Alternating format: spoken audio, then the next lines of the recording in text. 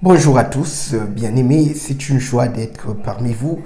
Merci pour votre fidélité, que la bénédiction du Seigneur soit votre partage. Il est important que vous puissiez fixer vos regards sur le Seigneur et Sauveur Jésus-Christ, qui est la lumière, la vérité, le chemin et la vie.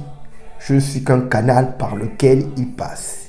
Il est important, mes très chers frères, de savoir quand nous donnons notre vie au Seigneur, nous devons être un canal et non un entrepôt.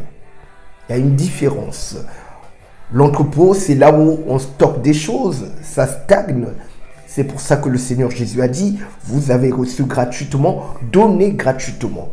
Je ne pouvais garder cette révélation, cette connaissance que le Seigneur a mis en moi. Ce n'est pas de la prétention, c'est tout simplement pour vous partager tout cela.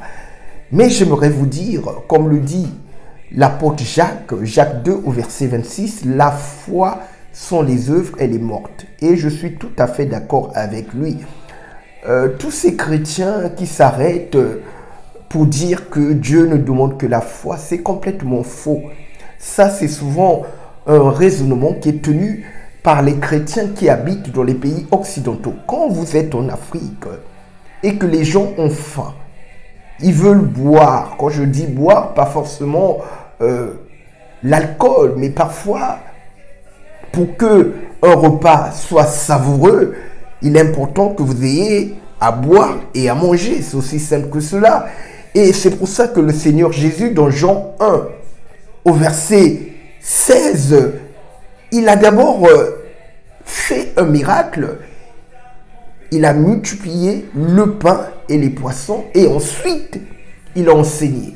Il est important que vous puissiez garder cette image. Donc en Afrique, pour que votre message soit écouté, pour que la personne soit disposée à parfois recevoir le Seigneur, répondez d'abord à son besoin. Comme il est dit dans le dicton populaire, un ventre affamé n'a point d'oreille. Quand une personne a faim, que tu peux lui parler de Jésus, de la foi, il ne va rien écouter. La nutrition fait partie intégrante des besoins de l'être humain. Si la nature nous a donné deux mains, nous devons plus agir que parler. C'est bien d'avoir la foi, mais les actes, c'est ce qui nous justifie devant Dieu. Il est dit que Abraham fut justifié par ses œuvres. À très bientôt.